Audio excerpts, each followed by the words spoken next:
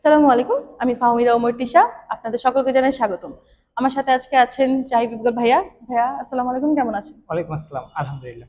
আচ্ছা, আজকে আমাদের আলোচনার বিষয় হচ্ছে প্যানাল কোড 1860 ধারা 494, স্বামী বা স্ত্রী বর্তমান থাকা অবস্থায় পুনরায় কি বিয়ে করা শাস্তিযোগ্য নাকি? ভাইয়া, আপনার এই বিষয়ে মতামত কি? ধন্যবাদ তোমাকে। সুন্দর একটা কোশ্চেন, যে স্বামী বা স্ত্রী বর্তমান বিবাহ সম্পর্ক থাকা অবস্থায় দ্বিতীয় বিয়ে করলে এটা কি শাস্তিযোগ্য অপরাধ কিনা জি। প্রশ্ন জানতে চাইছো। তো আমরা এই কোশ্চেনের অ্যান্সার জানার ক্ষেত্রে আমরা বাংলাদেশ দণ্ডবিধি 1860 ধারা 494 যদি আমরা সুস্পষ্টভাবে লক্ষ্য করি, এখানে যে বিষয়টা এখানে উল্লেখ করা আছে, এখানে এক লাইনে শুধু সংজ্ঞায়িত করা আছে যে স্বামী বা স্ত্রী দুইজনের ক্ষেত্রেই যদি বৈবাহিক সম্পর্ক চলমান থাকে, এই চলমান থাকা অবস্থায় যদি দ্বিতীয় বিবাহ করে, সেই ক্ষেত্রে দুইজনেরই পানিশমেন্টের ব্যবস্থা করা আছে। এখানে আইনে বলছে যে 7 বছরের কারাদণ্ড হবে, এটা সশ্রম বা বিনাশ্রম হতে পারে, সাথে অর্থদণ্ড হওয়ার সম্ভাবনা রয়েছে। আচ্ছা, প্রথম স্ত্রী বা স্বামী জীবিত থাকা অবস্থায় কি দ্বিতীয় বিয়ে করা সম্ভব বা করা যায়?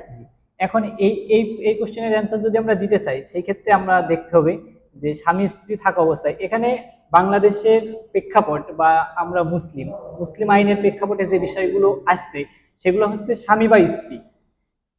কারণ এখানে যদি একটা পুরুষ একাধিক বিবাহ করার কথা আইনে বা ইসলামিক শরিয়া ভিত্তিক আইনে এটা প্রচলন আছে, যে একটা পুরুষ একাধিক স্ত্রী রাখতে পারবে, কিন্তু একটা মহিলার ক্ষেত্রে তার বর্তমান স্বামী থাকা অবস্থায় তার দ্বিতীয় বিয়ে করার কোনো অপশন নাই।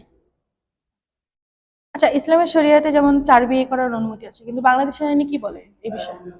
আচ্ছা, ইসলাম শরীয়তে যে 4টা বিয়ে করা পুরুষদের জন্য জায়েজ করছে, কিন্তু মহিলাদের ক্ষেত্রে যে 4টে বিবাহ বা একটা স্বামী থাকা অবস্থায় দ্বিতীয় বিবাহ করতে পারবে না, এই বিষয়টা যেমন, এই বিষয়টা নিয়ে যদি আমরা কথা বলতে চাই, তাহলে আমাদের সরাসরি হচ্ছে তোমার দ্য ফ্যামিলি কোড অর্ডিন্যান্স 1861 ধারা 6 আমরা যদি আলোচনা করি, সেই ক্ষেত্রে এখানে বিষয়টা এমন আসছে যে আহ, একটা স্ত্রী তার দ্বিতীয় বিয়ে করার অপশন, বেশ কিছু কন্ডিশন আছে, আমরা সেই কন্ডিশনে যদি কথা বলতে চাই, যেমন প্রথম হাজবেন্ড যদি মৃত্যুবরণ করে, সেই ক্ষেত্রে সে হচ্ছে 90 দিন ইদ্যত পালন করার পরে সে হচ্ছে আবার দ্বিতীয় বিয়ে করতে পারবে।